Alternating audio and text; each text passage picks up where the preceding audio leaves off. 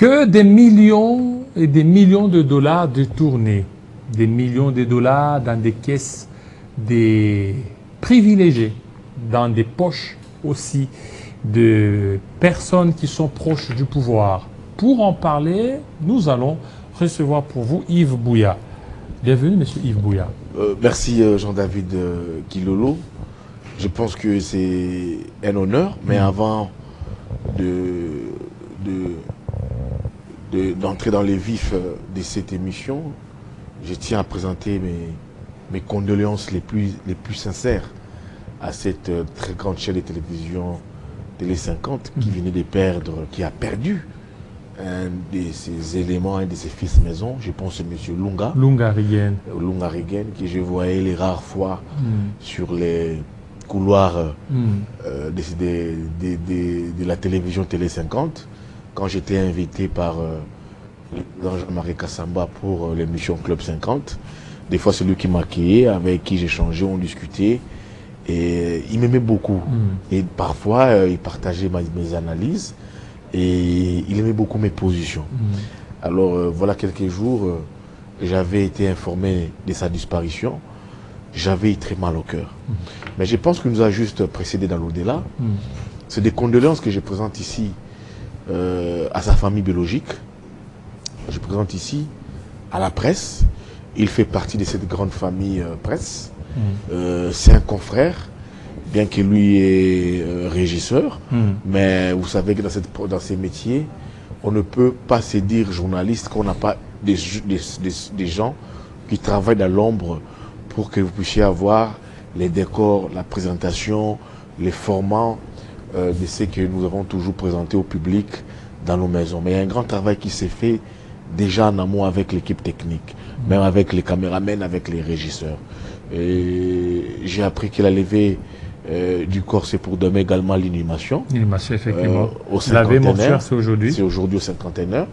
Je pense que je ferai de mon mieux pour présenter mes hommages, mes derniers hommages à mon frère et à Mirigen Lunga, et aussi à la grande famille Télé 50, et particulièrement à mon grand frère et que j'aime beaucoup, à notre président Jean-Marie Kassamba, à qui j'ai dit bon courage à lui. Voilà, merci. Merci beaucoup Yves Bouya. Alors, la République démocratique du Congo est taxée d'une république des championnes en détournement. Et cette fois-là, ce sont des détournements des millions de dollars. Et aujourd'hui, il devait y avoir le verdict dans les procès Boukangalonzo. Ça a été reporté pour le mardi prochain, 20 mai. Tout ça, vous ne voyez pas que ça ternit l'image de la RDC? Mais oui, il faut dire que des fois, c'est les sagas judiciaires que nous subissons tous les jours, notamment concernant les dossiers détournement qu'on vit presque tous les jours. Je pense que Jean-David Kilolo, ça nous laisse un peu perplexes. À l'idée où on s'est dit, comment nous sommes, on s'est dit un pays sérieux, nous avons des investisseurs, nous avons des gens qui arrivent pour investir, et puis pas plus tard qu'hier, vous avez vu comment est-ce que vous avez une délégation du FMI qui a séjourné au Congo pour la signature de la première revue annuelle. Et c'est chaque jour qu'on se réveille avec des dossiers liés au détournement. Vous avez ici les procès, on peut le dire, le procès Boukangalonzo, vous avez les procès 100 jours, vous avez les procès Tilé-Gelou, vous avez les projets RAM, tant des projets concernant la gouvernance Union Sacrée, autour des détournements. Des fois, ça nous révolte. Ça nous révolte. C'est plusieurs projets. Si ici, on les met sur la même balance, vous comprenez que des fois, on s'est dit, nous sommes réellement un pays sérieux, ou est-ce que les gens nous prennent au sérieux, ou soit c'est les personnes qui veulent investir au Congo et qui s'apprennent dans ces pays-là, c'est toujours des dossiers liés au détournement. Des fois, ça fait craindre. Ou des fois, vous avez aussi une structure, un service qui est aujourd'hui rattaché à la présidence. On vous parle de l'IGF, qui, au-delà du décès qu'il fait comme travail, vous avez une patrouille financière, bien qu'on ait mis on connaît admis à la retraite M. Gilles Alinguete, ben on peut considérer qu'il y a un service de l'État qui est opérationnel. Bien que l'UGF soit opérationnel, les paradoxes qui est là pour traquer tous les détourneurs, mais les paradoxes, c'est lesquels?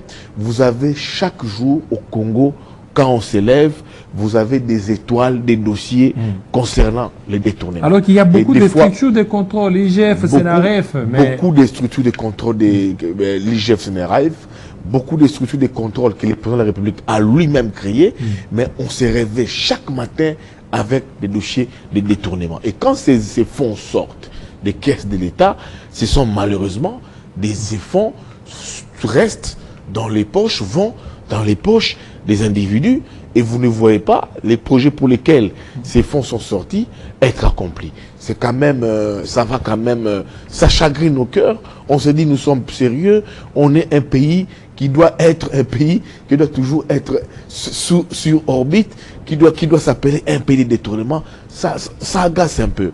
Donc Jean-David Kilolo, excusez-moi, moi je suis habitué avec Jean-Marie sur Télé 50, avec l'émission Club 50. On ne nous prend pas Jean-David Kilolo au sérieux. Vous avez parlé du dossier ici, Matata Ponyo. Moi je trouve ici que, sans pour autant ici me mêler, me substituer à la justice, mais je trouve qu'on vous grattait quand même ces dossiers, ça en fait un peu de trop, ça là c'est devenu une saga judiciaire qui commence qui dérange, et je peux dire qu'on sera dans une saga judiciaire sans fin. Parce que vous voyez, la justice, la Cour constitutionnelle vous avait dit que les procès, les verdicts a été fixés pour ce 24. Et puis par après, ça a été poussé au 20, les mardis prochains. Mais il faut aussi voir un peu, il faut aussi mettre dedans la connotation politique dedans. Pourquoi vous avez vu dans les entrefaites, les altercations, s'il fallait les dire, qu'on a vu défiler entre l'Assemblée nationale et une institution qui est une institution, et vous prenez aussi la Cour constitutionnelle, où vous avez vu Vital Kamerhe vous dire, oui, on veut bien que M. Matata soit mis par devant la justice, mais il faut quand même respecter la procédure. Alors, vous avez vu aussi certaines interprétations et certaines personnes vous dire que M. Vital Kamerhe vous protège Matata Ponyo. Mais ce n'est pas Vital Kamerhe qui vous protège Matata Ponyo, ce sont les députés nationaux qui ont demandé à la Cour constitutionnelle de respecter la procédure. Alors, si la procédure n'est pas respectée et que la Cour parvenait à condamner Matata, et puis vous avez la doléance, les préalables, les exigences de l'Assemblée nationale, est-ce que cette décision de la Cour constitutionnelle sera prise au sérieux? Je ne pense pas, non. Vous avez vu cette petite guerre des missives entre M. Kamuleta et M. Kamerhe. Je pense que ça peut être l'élément mobile qui peut être derrière ces rapports de la décision de la Cour constitutionnelle. Mais voyons voir, l'entretemps, les personnes accusées, ils vous disent, Matata lui-même vous dit, qu'elle n'a jamais détourné un rond. M. Corbert qui est là, les Sud-Africains, qui vous dit en même temps qu'il avait reçu tous les sous, tout l'argent venant de l'État, alors que Matata était Premier ministre de la dossier Congolozo, pour vous construire Bukangalonzo. Alors, c'est devenu un dossier avec plusieurs formes. Moi, je veux que la justice et les droits soient dits. Au-delà de la justice et que les droits soient dits, il faut aussi ajouter à cela la proposition, les doléances de l'Assemblée nationale. J'ai dit pourquoi.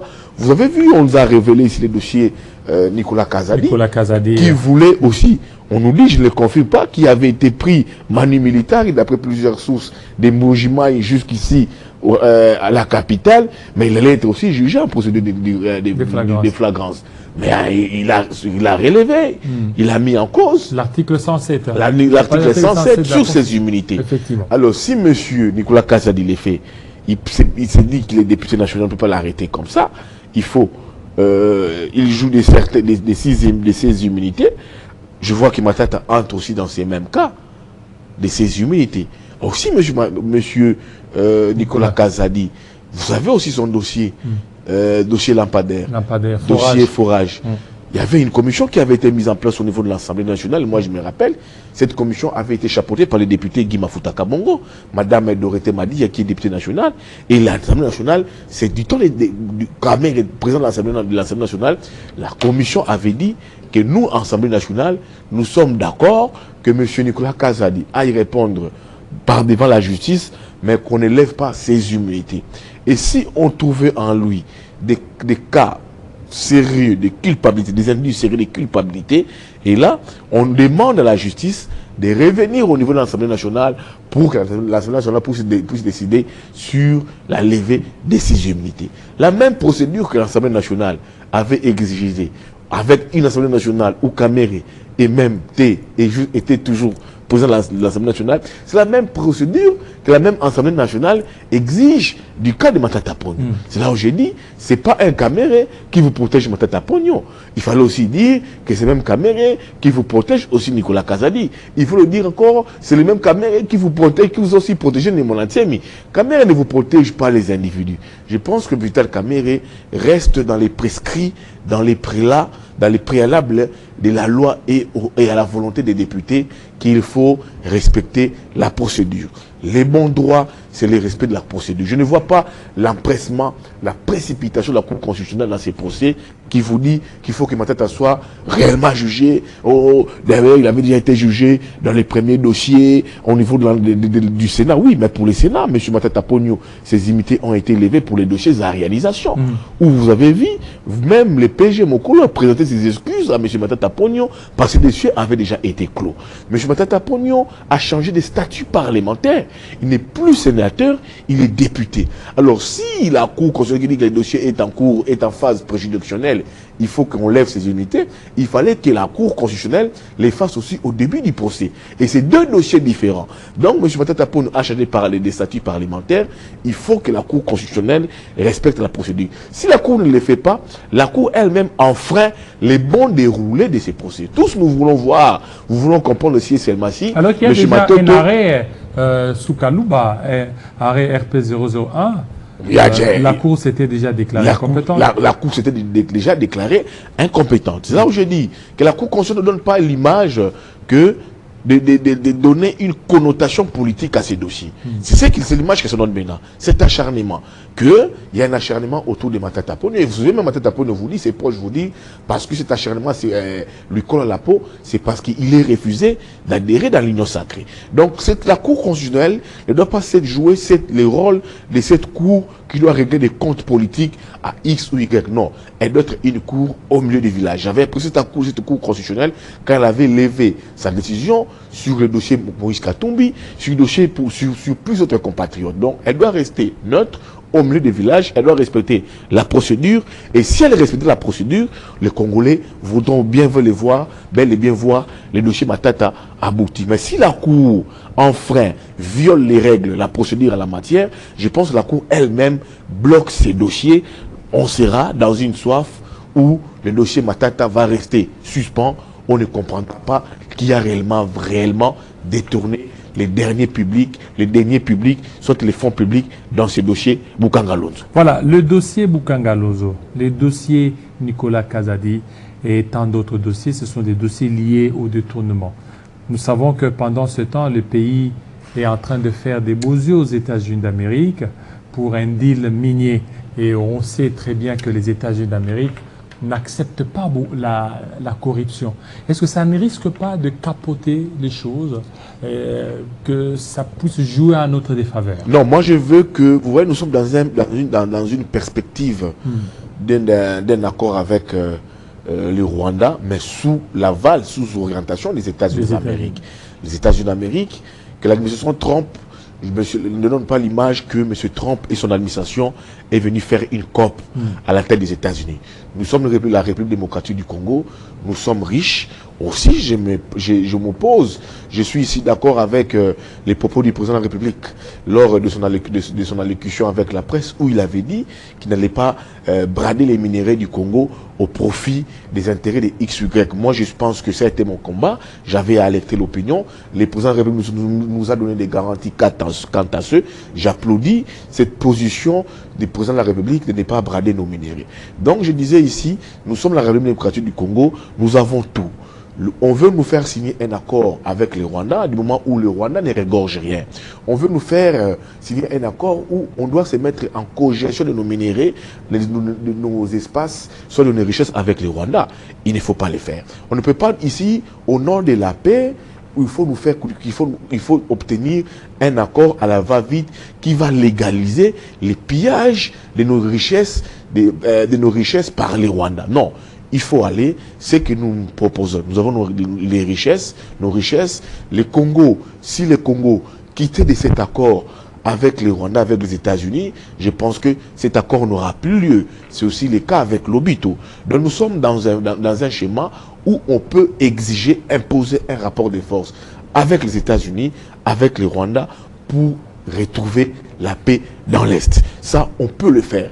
Je pars du projet Lobito, 6 milliards de dollars déjà mobilisés. On peut demander aux Américains qui soutiennent les États-Unis, oui, on veut avancer. La seule condition est que arrêtez les soutiens au Rwanda. Parce que cet accord où on veut nous faire signer un accord au même peu d'égalité avec les Rwandais, pourtant les demandeurs.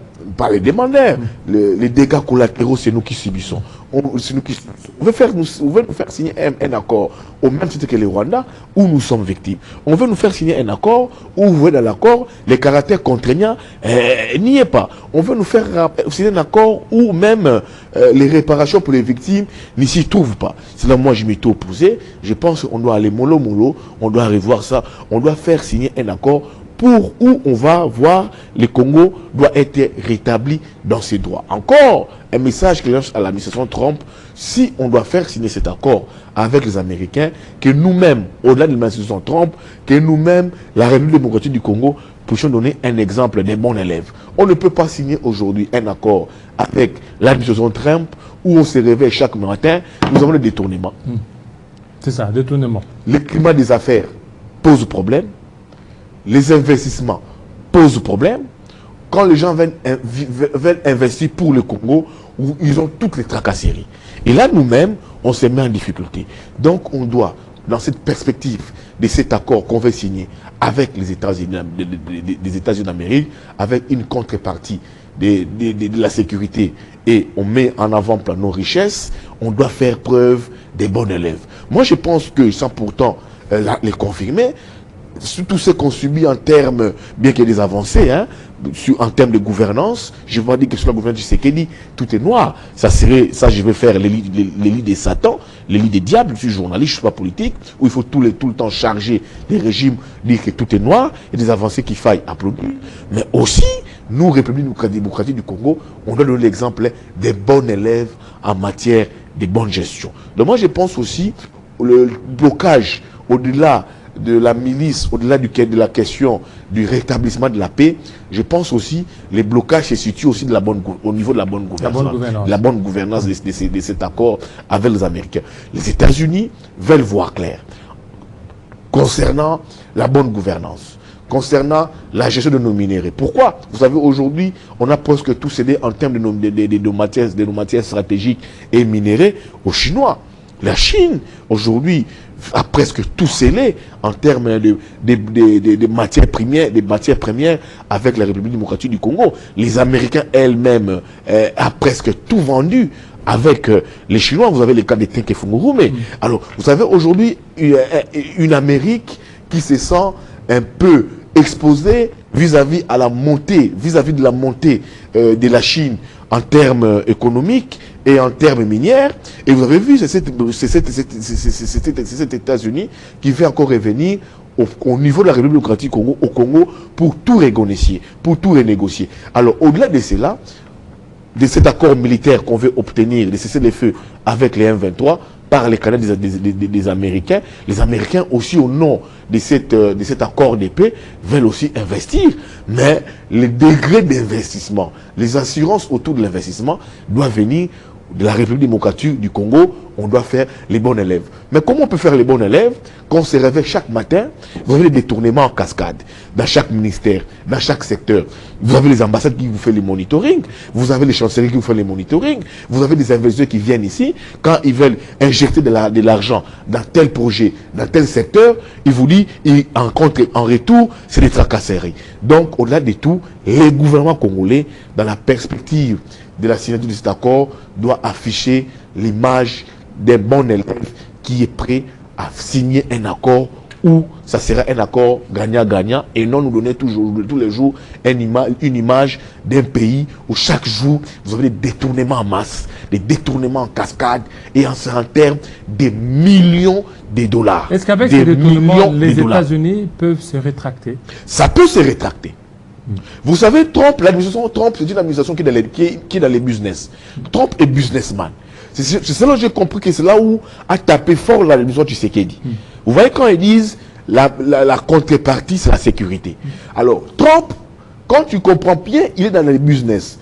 Pour investir, il faut donner des garanties. Il faut donner des gages. Je ne vois pas cet homme d'affaires qui doit investir dans un pays où il y a toujours des détournements. Vous ne lui donnez pas des garanties d'investissement. Vous ne lui donnez pas des garanties en ce qui concerne la paix. Alors, il va se dire, moi, je viens investir mon pays avec les hommes d'affaires, avec les business, mais d'abord, au-delà de la paix, mais le climat des affaires pose problème. Trump ne peut pas venir vous investir où il trouve que le climat des affaires pose problème. Il ne peut pas venir investir où il vous attend tous les jours. Vous avez la stabilité du cadre macroéconomique pose problème. Vous avez les dépassements, les paiements en procédure d'urgence. Vous avez les détournements. Vous avez les choses qui vous passent toujours en procédure d'urgence. Heureusement que l'actuel ministre des Finances a un peu effacé l'image de ses prédécesseurs. Donc, quand Trump veut investir, l'administration Trump veut investir chez nous, ça doit les gouvernements congolais, soit l'État congolais, soit à la limite même, la République démocratique du Congo doit donner des garanties d'investissement à l'administration Trump. Moi, je ne vois pas Trump vous venir investir et puis par après, il n'a pas de garanties en termes d'investissement. Donc, si et seulement si nous, on ne donne pas ces garanties d'investissement, ça puis, j'ai pu répondre de manière affirmative à ta question. La administration Trump peut se rétracter. Alors, il faut aussi comprendre, ces blocages liés à quoi? Il y avait un empressement à un certain niveau autour de la signature de cet accord. Il y avait un empressement. Il y avait tout été reporté. Et puis, il y avait une trilogie qui s'est passée entre les États-Unis, Doha, République démocratique du Congo. Trump est dans les business. L'émir est dans les business. Vous voyez? Alors, nous sommes dans cette trilogie.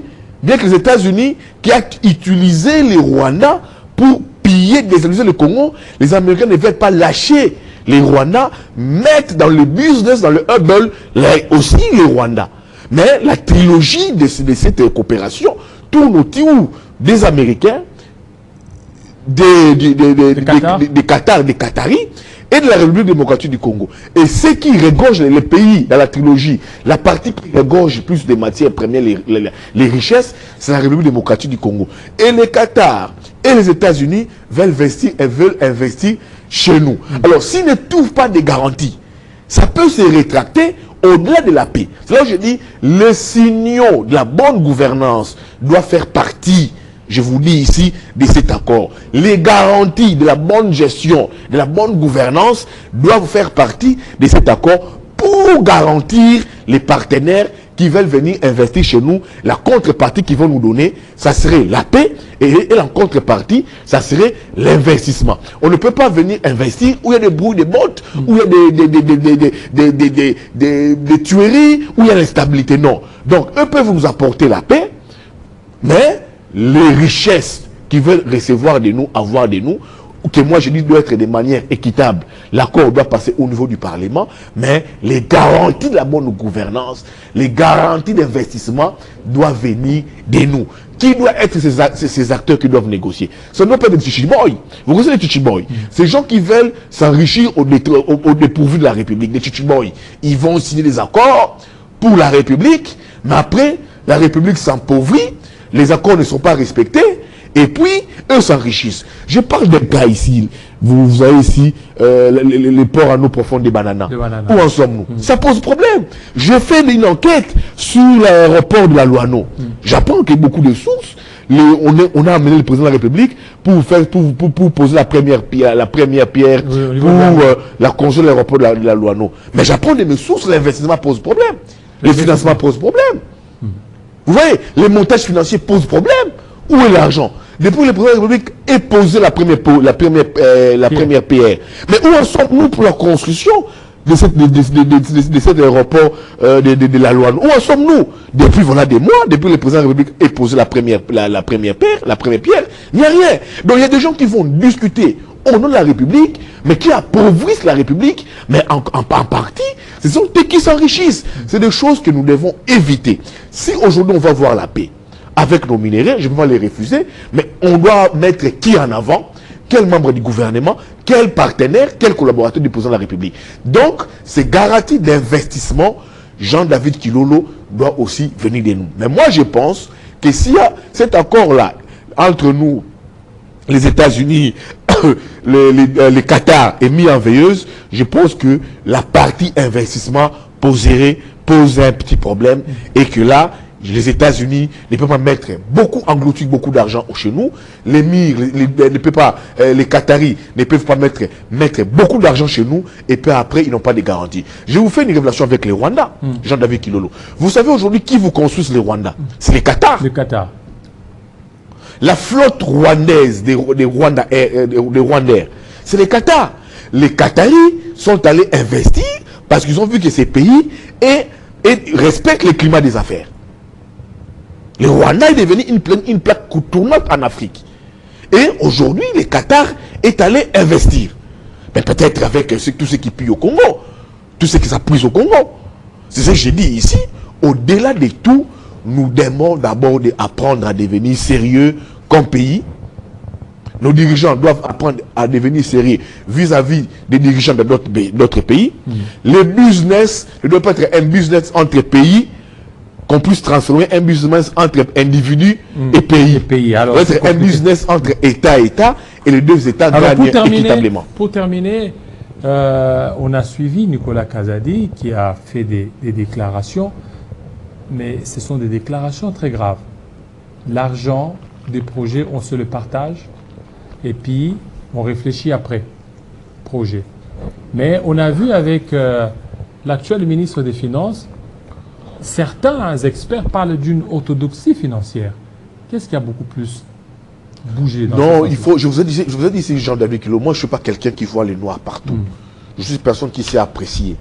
Quand le président de la République pose des bons actes, j'apprécie. Je vais parler ici que le président de la République nous a donné des garanties concernant nos minéraux.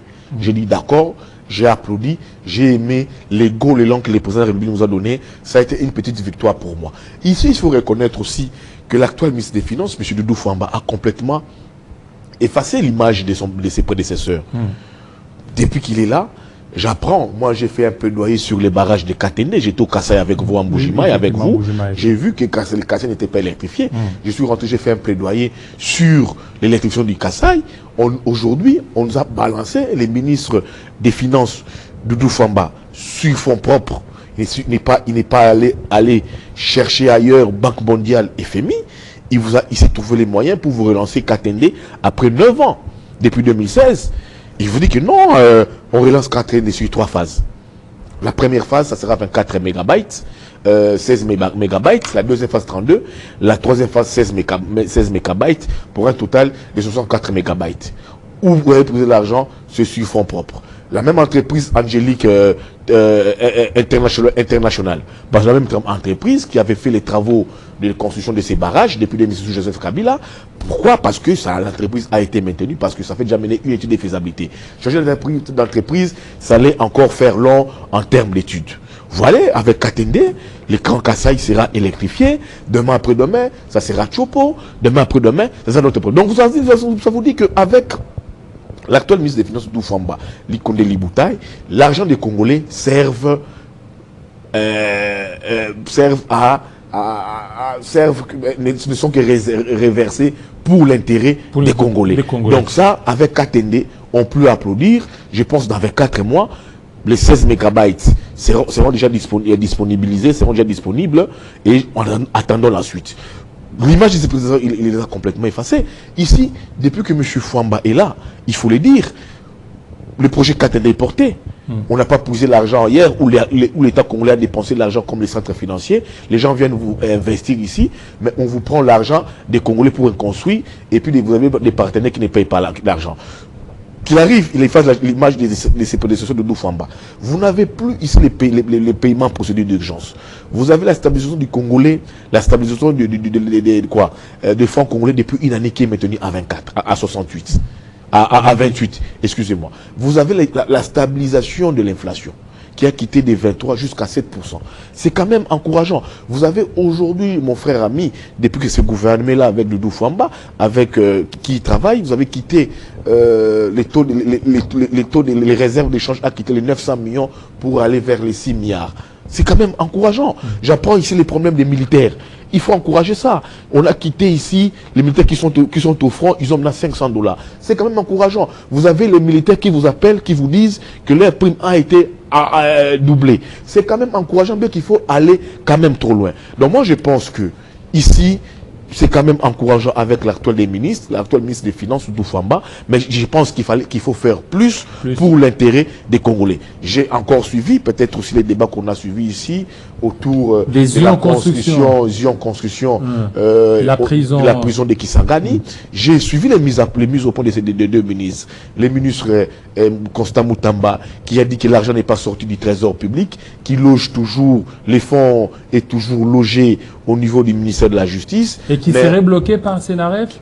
Le Sénaref aurait dit que l'argent aurait quitté les trésors du ministère de la Justice vers un compte au niveau de la Robank.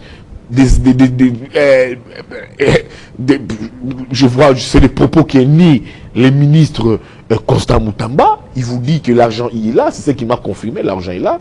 Mais en même temps, j'ai suivi aussi la mise au point, les communiqués du ministre des Finances qui vous a dit qu'il faut trouver la source de financement de ces projets. S'il faut financer ces projets, la construction du centre président de Kisangani, il a dit que ces financements proviennent d'ailleurs. Mais lui ne reconnaît pas avoir financé la construction de ces centres pénitentiaires. C'est là où il a même aimé dans son paragraphe, dans un paragraphe de sa missive, il vous parle même du trésor unique du compte public de l'État. Parce que vous avez plusieurs ministères ici, ils vous gèrent des fonds spéciaux, des comptes spéciaux, des comptes spécifiques, mais il faut tout mettre dans un compte unique pour permettre à l'État de gérer cet argent pour une bonne traçabilité. Donc je pense que si on le fait, on a de ces ministères qui vous ont des comptes uniques, spécifiques et spéciaux, et aujourd'hui ces comptes uniques, spécifiques et spéciaux pose des problèmes à la République, on vous parle des détournements, mais pour une meilleure traçabilité, parce que l'argent des Congolais, il faut les mettre dans un compte unique du Trésor pour permettre la traçabilité. Moi, je veux même que tous ces financements que la République reçoit, il faut mettre en place une structure de cogestion. On sait que chaque ministère est autonome, ça reçoit des faits de fonctionnement, mais quand l'argent revient de tels partenaires, de tels partenariats, des indemnisations, je pense qu'à un moment, il faut mettre en place une bonne traçabilité. Et cette traçabilité pour éviter ces suspicions, ces interprétations autour des détournements, il faut que les ministères des Finances, les trésors publics soient quand même informés de l'utilisation de cet argent. Il faut mettre en place un trésor unique de ces comptes publics de l'État pour qu'il ait quand même une très bonne traçabilité. Ça peut être une réforme, comme le suggère ici monsieur le ministre de Doufambali Kondé Libotaï, pour éviter ce qu'on trouve matin, midi, soir, des débats autour des détournements qui nous viennent dans X ou Y, dans tel domaine, dans tel secteur. Donc il faut reconnaître que il y a des efforts. Il y a des efforts. Merci. Il y a des efforts significatifs. Il y a des réformes qui ont été apportées. Et même au-delà même de ce que nous avons suivi comme choc au niveau de la guerre de l'Est, les réformes conjoncturelles qui ont été mises par les ministres des Finances, on n'a pas subi cela en termes d'impact et ça n'a pas directement touché à l'économie. Je pense des avancées qu'il faut plus soutenir pour l'élan économique et on doit rester sur ces réformes portées par les gouvernements congolais. Il faut les retenir. C'est un effort du gouvernement. Il y a des faiblesses, il y a des failles, il y a des avancées qu'on doit adopter, mais il faut encore faire plus d'efforts. Mais c'est des efforts qui sont encourageantes que vient de l'imprimer Monsieur le ministre Doudou Fomba, qui est jusque-là sans dégâts et détournements. Merci beaucoup, Monsieur Yves Bouya. C'est moi qui vous remercie. Tout de suite, Monsieur Blaise Mongo.